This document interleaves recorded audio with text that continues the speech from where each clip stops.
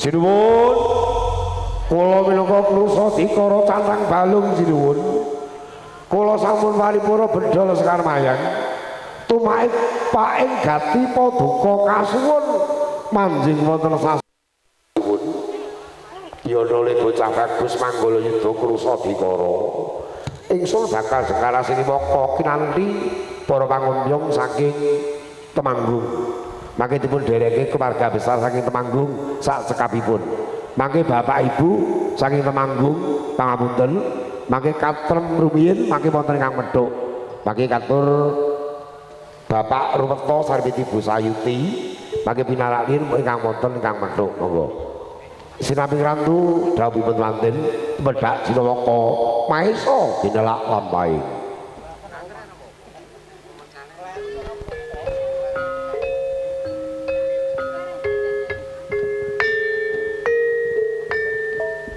Giro Kebo Giro Pak Dewa lulululu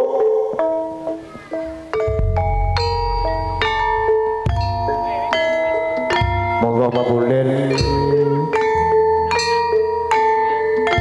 Bapak Sadikun kinen pelatensaken ubarami saran-saran kagem dawuh temanten sampun paring japa mantra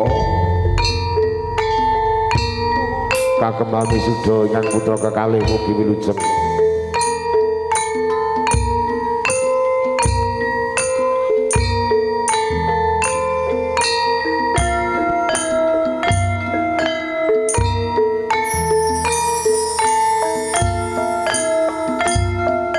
monggo Mas Manten lumaksana alon-alon Mas Manten alon-alon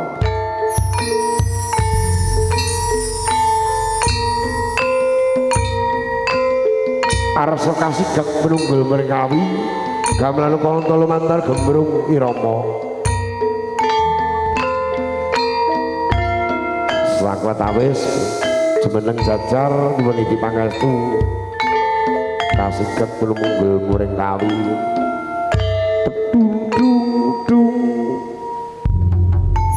pangapunten kantor pertambangan kasuwun jumeneng ngadeg 2 menit kagem ngurmati dawuhipun temanten semoga kasuwun berkahipun ngadeg 2 menit tumedhak Siniwaka cantuka munya madaning balumbang wanci jawah padha ngorek kabarsi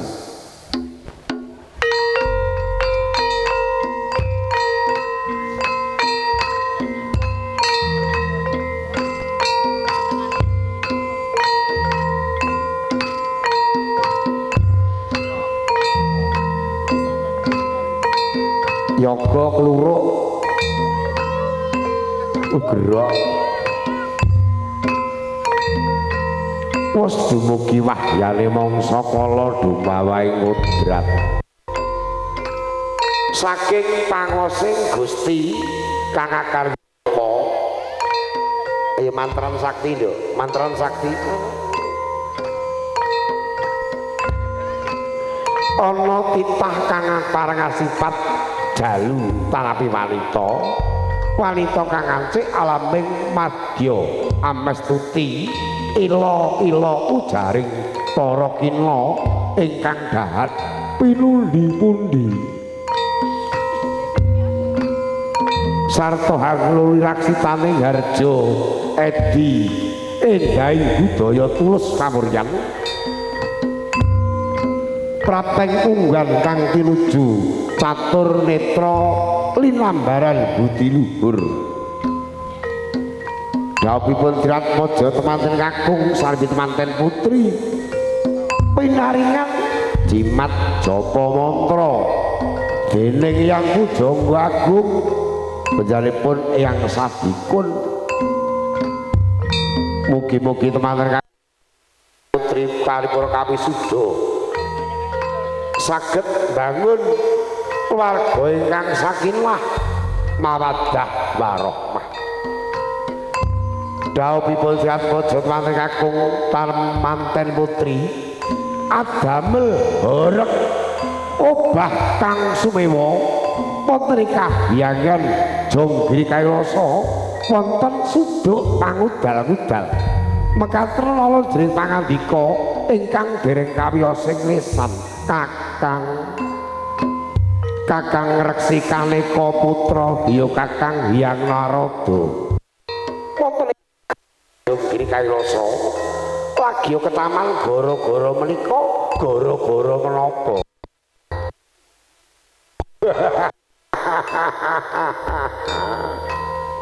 berginjang papong warudaya negara wong kali konde Japa Cenggang alas dadi wana entek kabeh dadi tanduran tebu Adi Guru kita ulun napa kekilapan dari palenggan Sangkapindo wonten titahku Jangkara panjenengan Bapak Suparten letepi darmaning sepuh ambi wadonge putra Mahargya Siwi pramila saking menika kita ulun minggah wonten kahyangan Jonggrang Loso muntapaken widodari seketi tumurun ing Arcapada nderek ngestreni monggo-monggo Kakang daya-daya liru Sekar Mayang sing kakung dijolke sing putri sing nggawa kembar mayang monggo-monggo kita ulun minggah wonten Tinggil Binaturata kawis tinggal sang laras Silaka Kakang monggo pinarak malih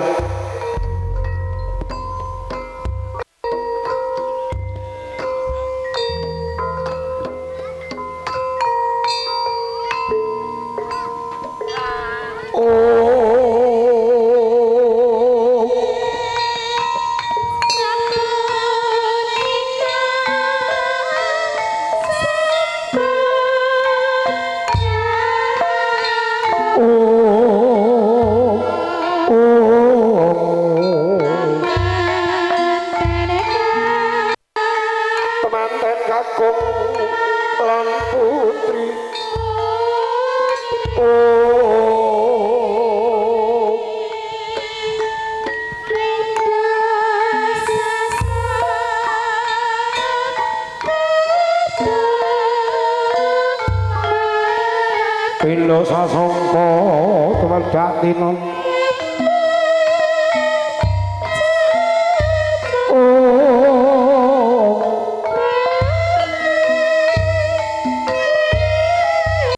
Lerena tanpa kamin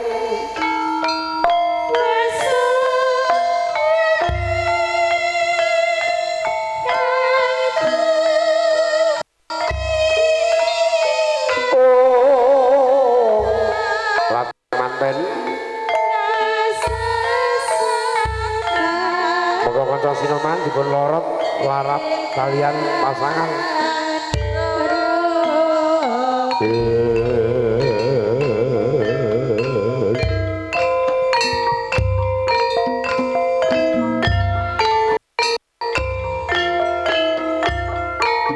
dipun legakan gedang wasik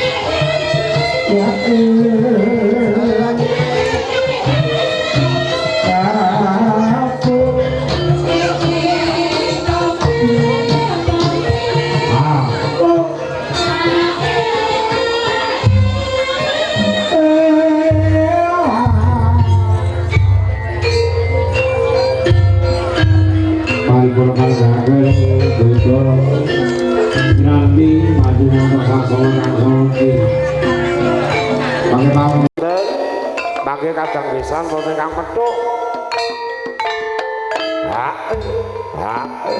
Iyo.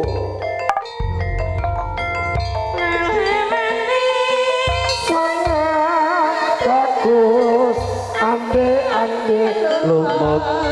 Saya patut akeh lara praja kang unggah-unggahi pangabondo pasrah jiwa.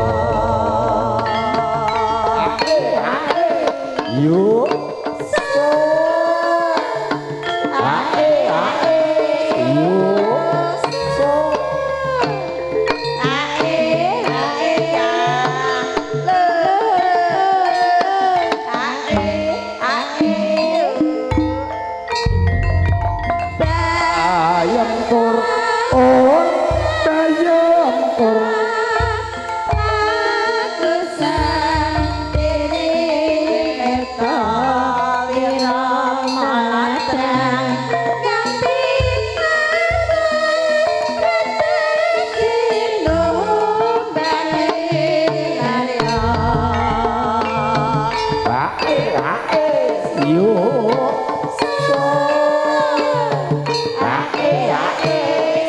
yo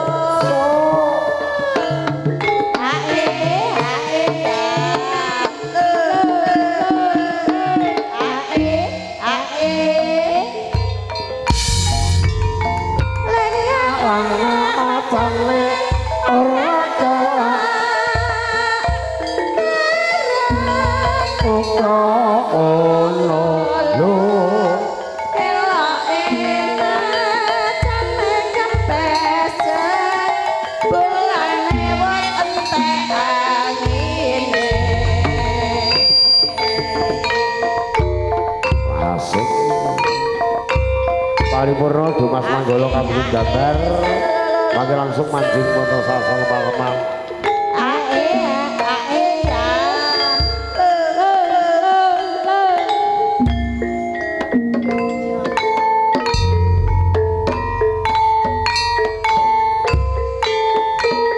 monggo tidak sareng Dumas Manggala suwuk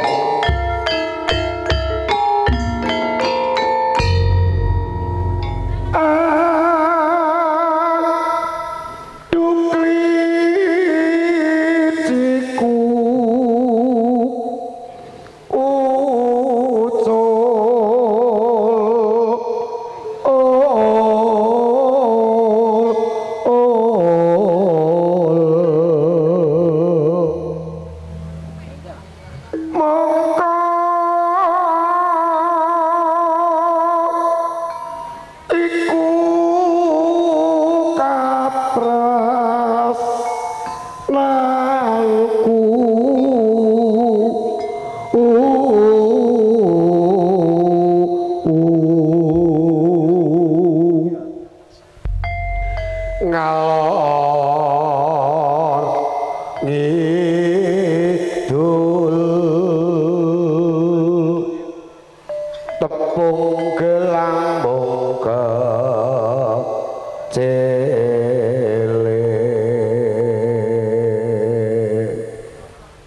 saebok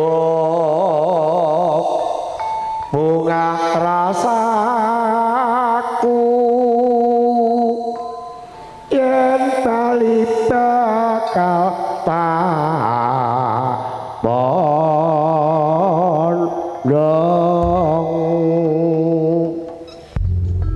medhok pisan monggo katur pepunden panjenengan Bapak Parto Sarwiti Butarti nyuwun pamit kalian Pak Suparmin Sarwiti Bu Prawatun ya nona nino itu ya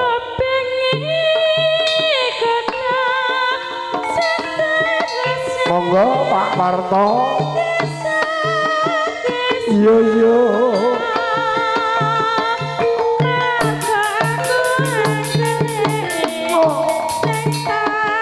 tidak sareng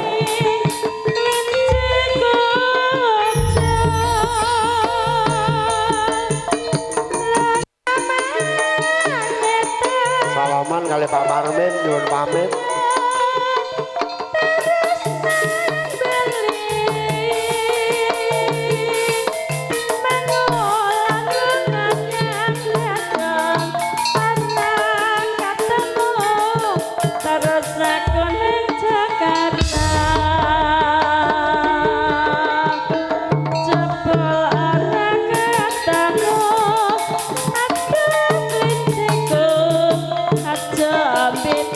monggo mapanipun wonten pundi besanipun wonten dalem menika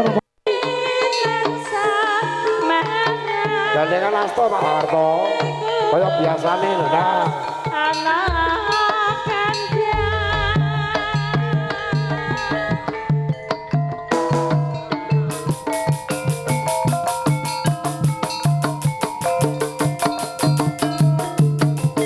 yo yo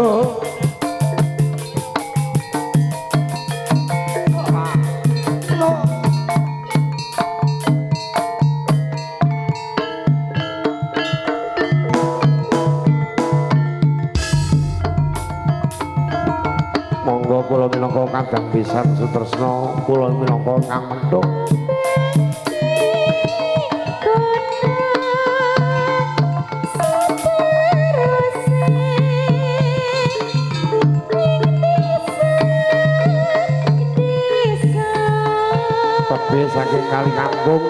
temanggung.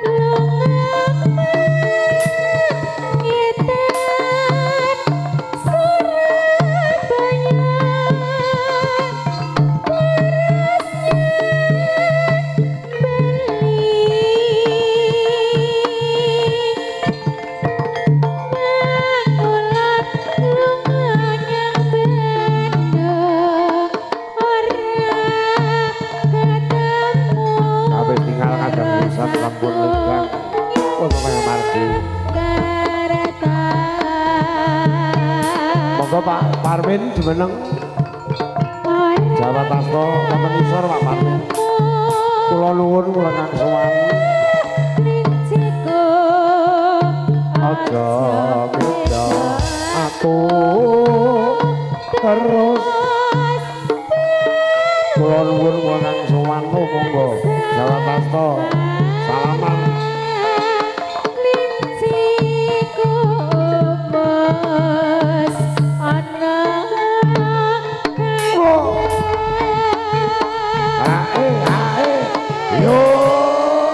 Senggake, Cok. Ya. Lola lelo ya.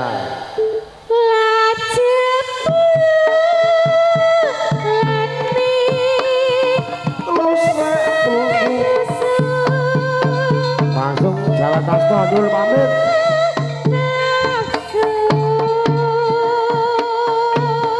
Ayo jomplangnya Leo. Versi gila yo.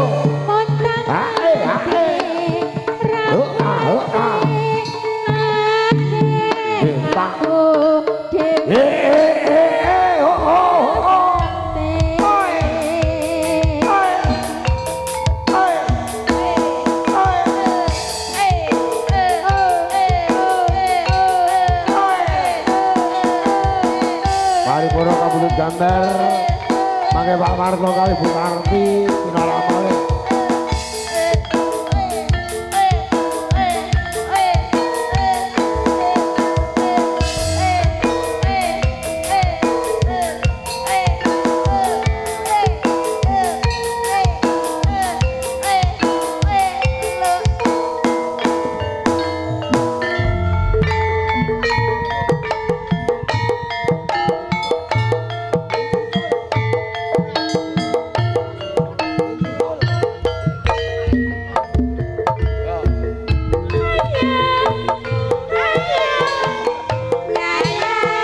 Gugur gunung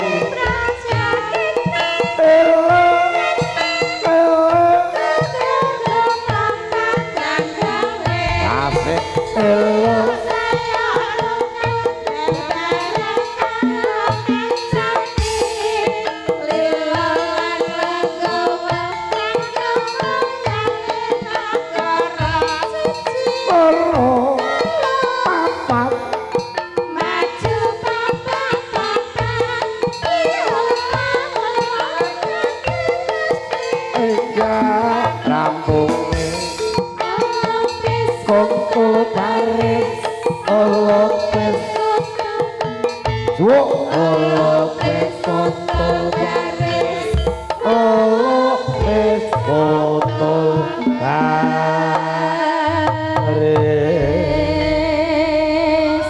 Agung Prabung Prabowo Purnak Mas Bagus Rudi Handoko Agung Yayah Nalendra Muda Gung Pinetara tambah sitok lungguh kursi andinge dalange ora samuryaga bosok ngomongyaga majur to Agung Prabung Pinaning Ratu Sinuyut Kawula Dasih Merabawa Merbawani Katitik Palenggan Sang Kadewado Tidem Permanem Datan ana walang alisik gegodhongan ingkang samya ibah samirana datan lumampah kang kabiarasi anamung kumerteking kadang juruladi paripurna kadhawuhaken manut catatan adat budaya luhur temanten kakung sarenggi temanten putri mugia tansah saged hangkur ngepi mring Ibu Pertiwi lamat-lamat kabyarsi kerobongan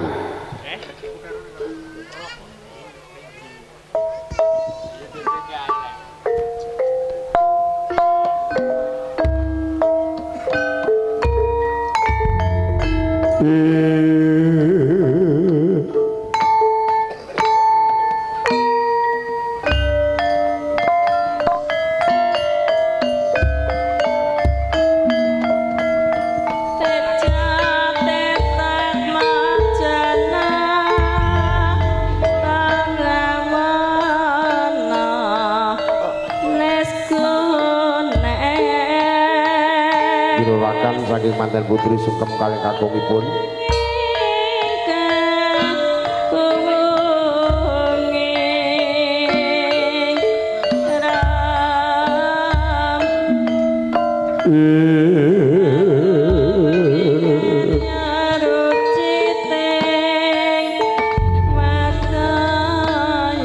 sigra pinarak sesedokan hamaiku yayakon jeneng Bantala Padalalira Kang Mas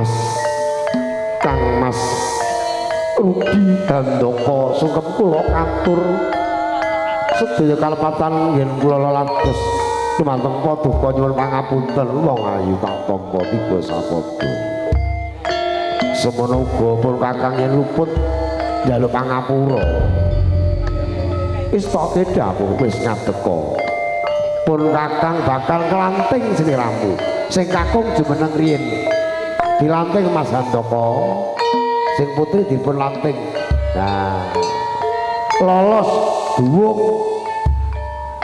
wong ayu kados pundi lolosen duwungipun kakang sing mapan ana gigir ya wong ayu wis tok dawuh Kang Mas paringke Ibu Parengga Busana dipun pundhut kerese Mbak kerese dipun bundut nah dilolos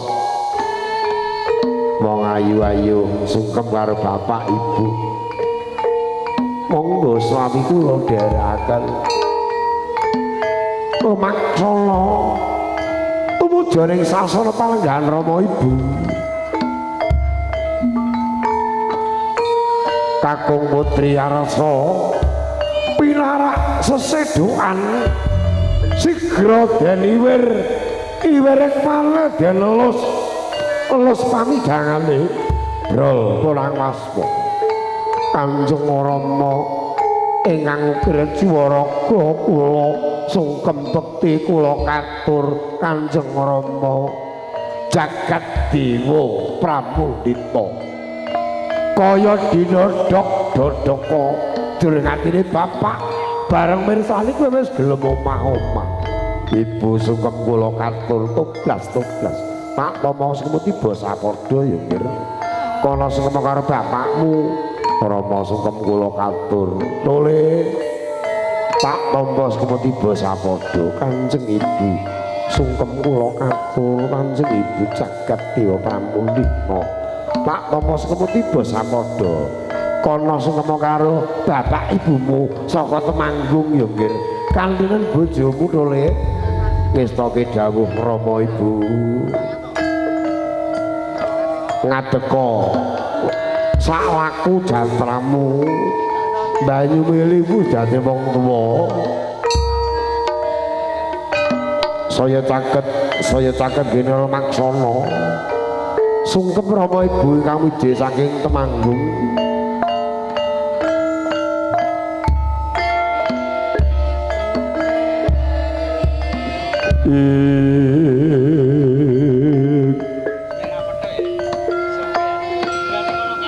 Boko lansa ndangkang kurang kapi Ibu sungkem kula katur nyengger tak tampa ana nulis sungkem karo ibumu Ibu sungkem kula katur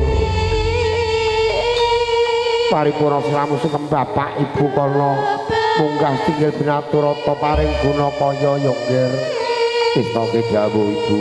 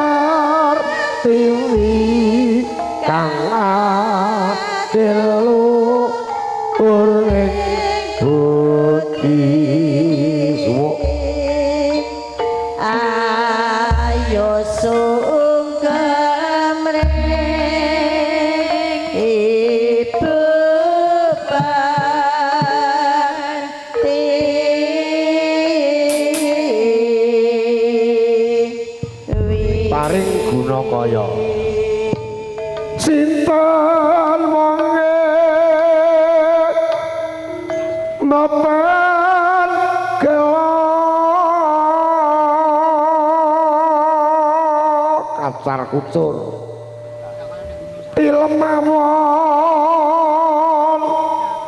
dadak glilir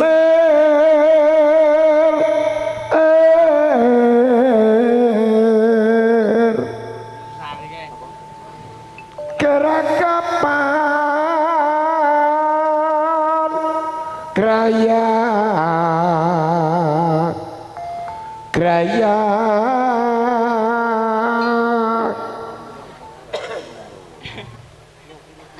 Cinanda mung manggih guling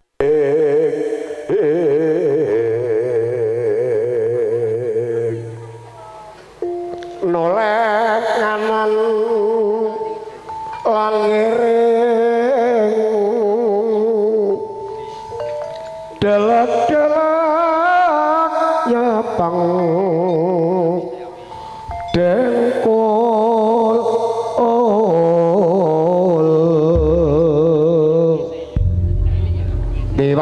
tiwas-tiwas digagas jebul aneh amung mimpi mung tujune wong liya padha pirsa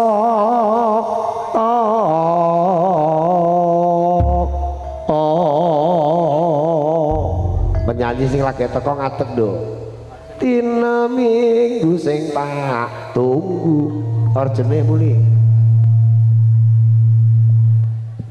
yo jan ya lali janjine yo ngadeg yo ya cah cilik yo ngadeg yo kibote enak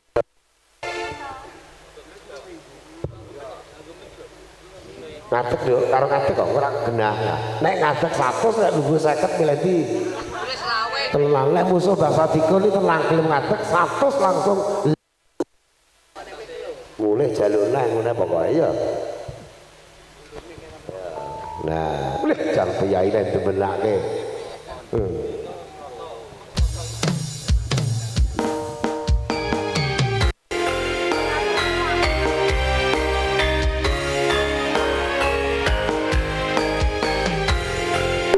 mundur kok jangan kalau mau muda masih jangan tenang menurutnya ayo ngomong ya gambar arumeng kusumo foto keluarga diurangkan saking Bapak Suparmin Kakek Pisan bagi keluarga saking Temanggung sedaya foto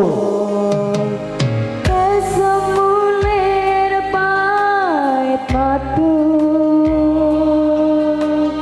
lindring-lindring nyawang netramu dasar Pakai kata pisang. Mari para saking anggukah rasa tresnoku ngambat harap tanku jiwa katon memanis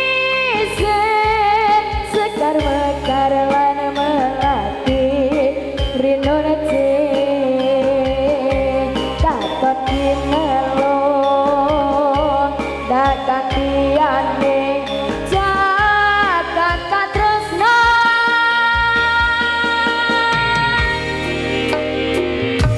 yang lebih indah tiada yang lebih rindu selain hatiku ada yang kau tahu kang sumunar nyakseni tresna kang tuwa takono liya mung sira wong bagus tangan di atas pingguli goyang hokonge ayo asik Gombrong irama lagi pakai keluarga saking Temanggung Pak G Bule Pak Puk Mbak Yu Kang Mas Dimas pakai gaya foto sarang-sarang sekalian wah asik ambar harap tanku jiwa manis sekar mekar lara melati rindu nece dapat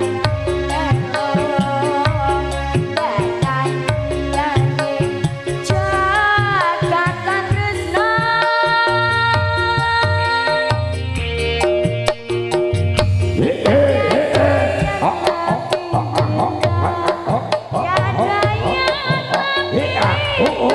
selain hatiku ada yang kau tahu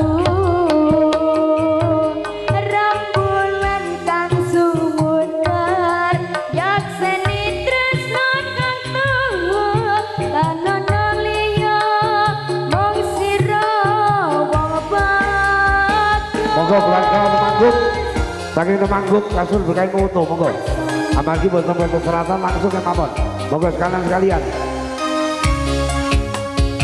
Masik dari keluarga Temanggung diperintahkan untuk foto bersama mempelai monggo Pak Ngadian sekalian dipun pelantisaken Pak Ngadian monggo saya amargi boten boten selatan langsung ke mawon ambar harap Wasik jiwa katon memanis sekar mekar lara melati rindu nece katon dinelo dakan diane monggo pangapunten saking Temanggung monggo kasur foto kesanipun boten ngantos jam 12 monggo foto monggo tiada yang monggo sekalian rindu selain hatiku Asik ada yang kau tahu contoh rembulan Mbak Sumiati sumunar yakseni Wajib. tresna salah kang kan tan ono Salah kan? liya mung Salah sira kan? Salah kan? bagus ye yang lebih indah tiada yang lebih rindu monggo saking Temanggung hatiku ada yang kau tahu rembulan kang sumunar yakseni tresna kang tuhu tanono liya mung sira wong bagus tanono liya mung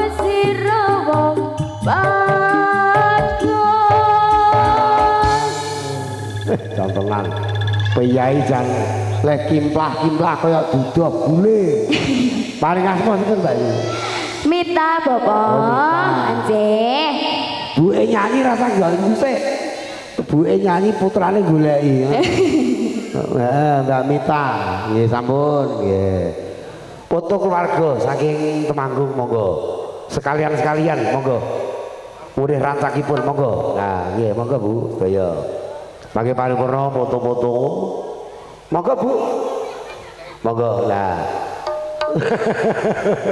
nggih pangapunten saking Kali Kangkung saking Temanggung monggo langsung kemawon foto sinambi foto keluarga sinambi ngadani tata dicara pasrah tampi mangke pinangka duta sarya pepunden saking Temanggung mangke panjenenganipun Bapak Ngadian mangke jinajaran kalian kadang pisan panjenenganipun Bapak Ruweto sareng Ibu Sayuti monggo Bapak sareng Ibu jajari Bapak Ngadian padahal sepenginan kula suwakaken duduk monggo Bapak Ngadian sinambi foto keluarga Sarwa terta micile angkasa kiren jajari Bapak Ngadian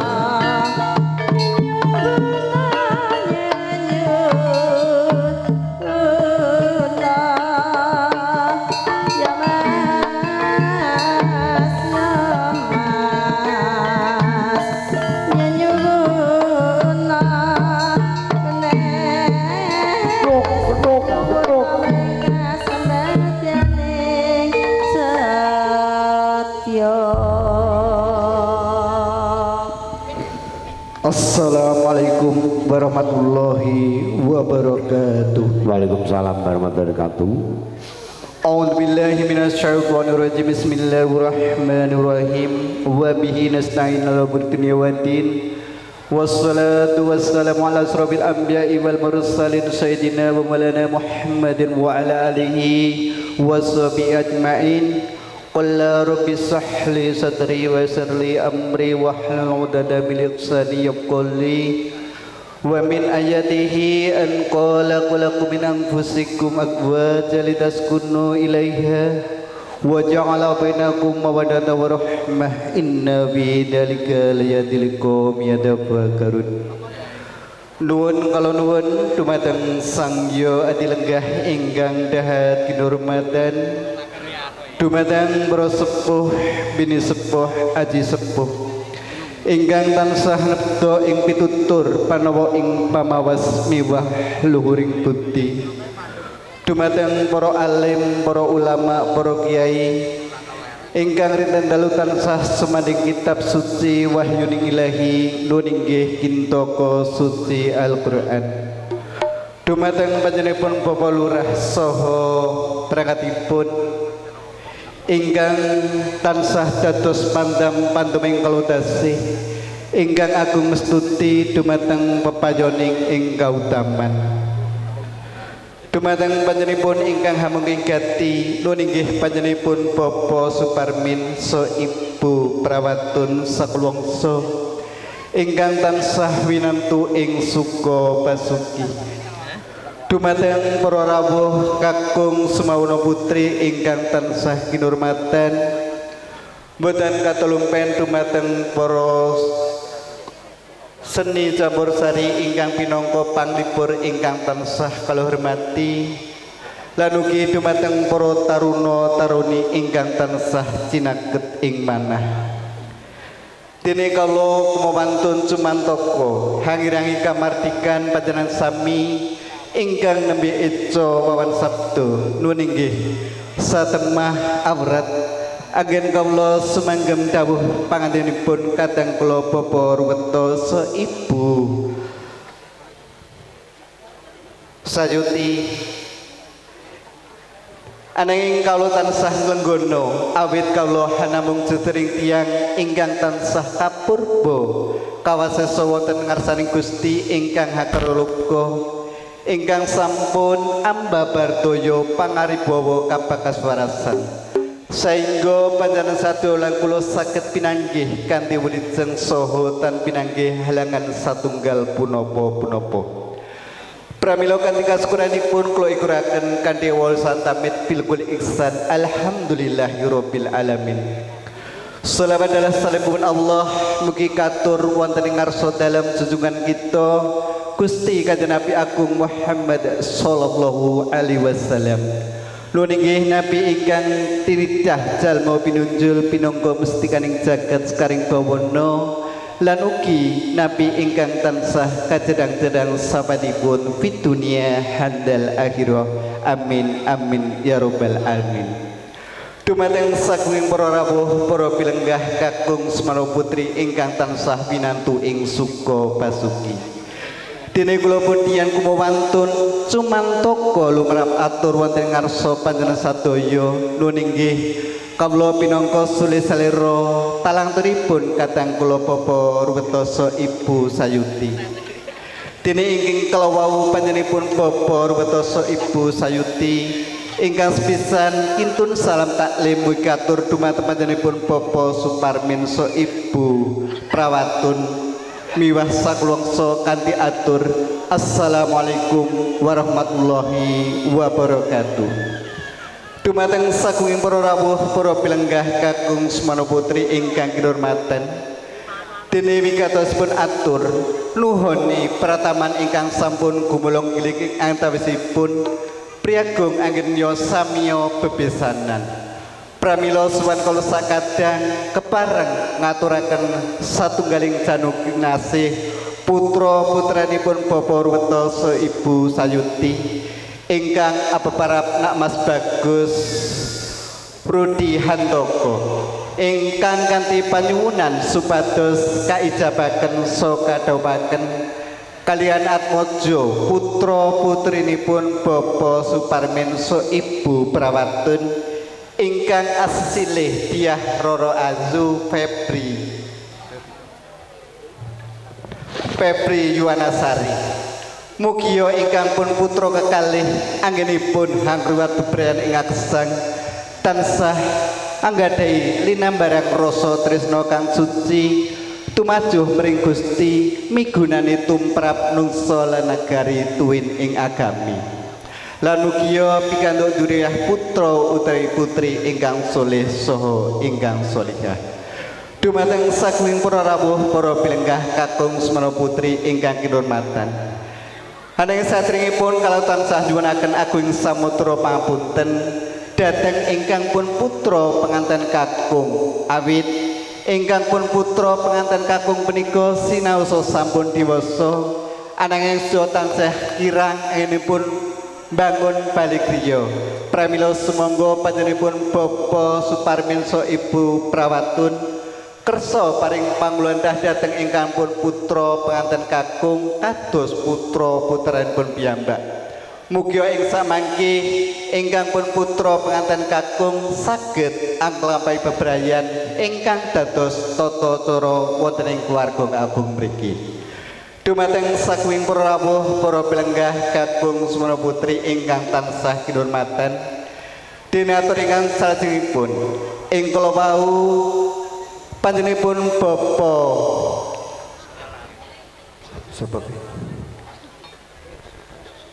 Bapa Mursidi So Ibu ngaturaken satunggaling mas kawin utawi perlengkapan alat salat.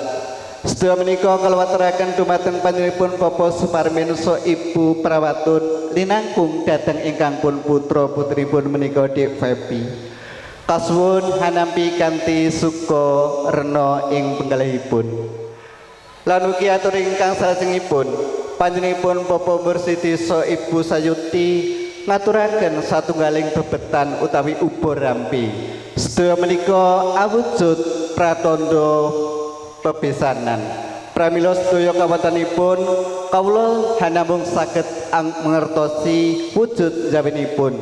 Dene wonten ing salebetipun kula mboten saged mangertosi pramila sumangga sedaya kawatanipun kula aturaken dumateng panjenenganipun Bapa Suparmin So Ibu Prawatun. Dumateng para rawuh para pilenggah ingkang kinurmatan. Dene atur ingkang salajengipun bilih ing mriki sasampunipun ijab kabul sampun paripurna pramila kula nyuwun benjang dinten Kamis Legi tanggal 16 Oktober kula suwun risang temanten sarimbit kasuwun kadharaken wonten ing dusun Ngasinan Kecamatan Gemawang Kabupaten Temanggung kawula kadharaken kadang saking mriki sacekapipun.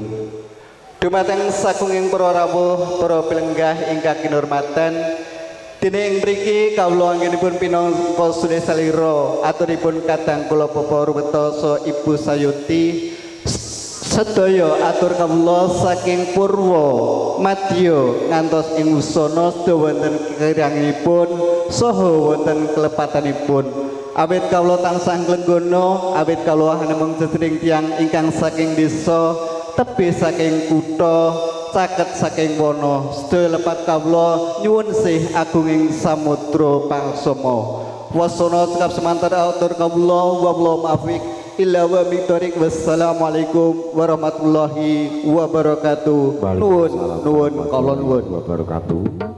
Lantas titis bijak gamblang sabda pangandika saking Bapak Ngadian. Pak Ngadian foto kalamanten kali Bu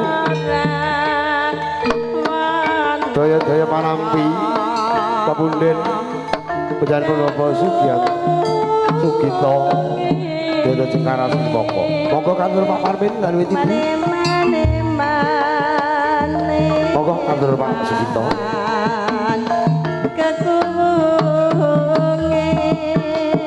Keluarga saking Temanggung kalian Kali Kangkung monggo kasih foto.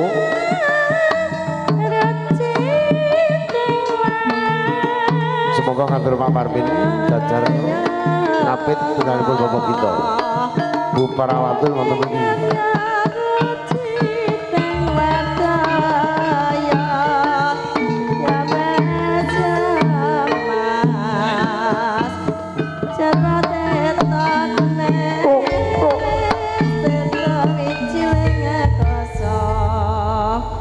Nggih, monggo. Nuwun sewu, assalamualaikum warahmatullahi wabarakatuh. Waalaikumsalam warahmatullahi wabarakatuh. Alhamdulillah, alhamdulillahi rabbil alamin. Wa bihi nasta'inu ala umuri dunya waddin. Ashhadu an la ilaha illallah wa ashhadu anna Muhammadar Rasulullah. Wa la haula wa la quwata illa billah, amma ba'd. Hadirat al-muhtaramin, dumateng para sesepuh, dalasan bini sepuh, haji sepuh, ingkang sampun pono ing pawawas lebda ing pitutuh, ingkang tansah kawula bekteni, lan dumateng para alim, para ulama, para kyai, ibu yai, dalasan para ustad ingkang rinten dalu tansah sinanding kitab suci wahyuning ilahi winangka pinuntun ing kiblat ing panembah ingkang luhuring budi. Lan dumateng kadang besan sutresna inggih punika Bapak Ruweta dalasan Ibu Sayuti ingkang mijil saking tlatah Ngasinan dusun Sucen, Kecamatan Gumawang, ingkang tansah kala hormati ugi. Lan dumateng para pangembating praja satriyaning negari, winangka dados pandam-pandaming dasih ingkang tansah kala hormati. Lan dumateng para bapak lan para ibu tamu undangan ingkang tansah kula hormati ugi, lan dumateng muda taruna tarunaning wati sinoman sinowati ingkang tansah kala tresnani, lan dumateng kru seni kerawitan gembrung irama ugi ingkang tansah kala tresnani ugi. Lan sumangga saderengipun kawula matur dumateng panjenengan sami Langkung rumiyin kawula dalasan panjenengan sami monggo munjukaken raos pujalan puji syukur wonten ngarsa dalem Gusti Allah Subhanahu wa taala ingkang tansah maringi kula dalasan panjenengan sami ing siang menika inggih punika kesehatan. Salah satunggalipun sehat iman lan Islam, sehat lahir batin, sehingga kawula dalasan panjenengan sami saged hangkrawuhi punapa ingkang dados undanganipun Bapak Parmin dalasan Ibu Perawatun kanthi kawontenan slamet kalis nir ing sambikala alhamdulillah. Lan sumangga selawat saha salam katur dumateng junjungan kita inggih punika Nabi Agung Nabi besar Muhammad sallallahu alaihi wasallam ingkang tansah kita tenggo-tenggo dalasan kita antu-antu syafaat dalasan pitulunganipun mulai wonten ing alam donya ngantos dumugi dinten akhir amin Allahumma amin. Dumateng para bapak lan para ibu ingkang tansah kula hormati, nuwun sewu kawula hanggempil kamardikan panjenengan ingkang kemawon panjenengan nembe eca wawan pangandikan boten kok ateges kawula hangurangi subasita lan trapsila menika mboten awit kawula winangka sulih salira saking ngersanipun Bapak Parmin dalasan Ibu Perawatun pramila kawula kepeksa mambeng wonten ngersa panjenengan sami. Ingkang salajengipun Bapak Parmin dalasan Ibu Perawatun ngaturaken gunge panuwun dumateng panjenengan sedaya. Bapak Parmin boten saged mbales punapa-punapa dumateng amal-amal kesaenan panjenengan. Mugia amal kesaenan panjenengan utawi sih kadarman panjenengan tansah kacatet dados amal ingkang sae. Tundanipun panjenengan sedaya tansah dipun liru dening Gusti Allah ingkang sakalangkung sae alhamdulillah. Lan salajengipun kala wau saking kadang besan sutresna inggih punika Bapak Ruweta dalasan Ibu Sayuti ingkang sepindah utawi ingkang sepisan inggih punika ngaturaken salam taklim kunjuk dumateng kadang besan sutresna inggih punika godrah keluarga ageng Bapak Parmin kanthi wasilah wa alaikumussalam warahmatullahi wabarakatuh. Mugia kanthi kakintun salam keluarga Bapak Parmin dalasan keluarga Bapak Ruweta mugia dados kekadangan ingkang antut runtut ngantos kaken-kaken dalasan inen-inen anggenipun anggala wentah putra putrinipun anggenipun nembe kemawon gebir wonten ing samudrayanipun bebrayan agung. Lan salajengipun keluarga Bapak Ruweta ingkang mijil saking tlatah Ngasinan inggih punika hamasrahaken putranipun Bapak Ruweta dalasan Ibu Sayuti ingkang sesilih inggih punika Nak Mas Bagus Rudi. Nak Mas Bagus Rudi ngaten nggih. Salajengipun kawula nggih dereng patesa kenal. Namung Rudi tok ngoten kenali kula. Pramila anak Mas Rudi kapasrahaken wonten ngasanipun Bapak Parmin ugi sampun dipun tampi kanthi bebek-bebek birawahing manah keluarga saking Bapak Parmin estu-estu katampi kanthi asta kekalih. Lan salajengipun kala wau pasrah panggolowentahipun saking keluarga Bapak Ruweta dalasan Ibu Sayuti inggih punika sampun dipun tampi ugi Bapak Parmin dalasan Ibu Perawatun anggenipun hanggala wentah putra putrinipun boten badhe dipun benten-bentenaken beh menika putra mantu utawi putranipun piyambak sedaya kala wau kaanggep sami kados putranipun piyambak mengkaten Bapak Ruweta nggih. Soale napa Bapak Parmin menika nggih piyantone sabar anggenipun anggala wentah putranipun mugi-mugi kanthi kesabaranipun Bapak Parmin dalasan Ibu Perawatun utawi kanthi dedongaipun para sesepuh dalasan pinisepuh putra putrinipun anggenipun gebyur wonten ing samudrayaning bebrayan agung mugia dadosa keluarga ingkang sakinah mawaddah warahmah. Amin amin Allahumma amin. Lan mugi-mugi anggadhahi momongan saged dados putra putri ingkang soleh lan solehah. Lan salajengipun kala wau saking resanipun Bapak Ruweta dalasan Ibu Sayuti ingkang mijil saking tlatah Ngasinan dusun Sucen Kecamatan Gemawang hamasrahaken utawi hamaringi inggih punika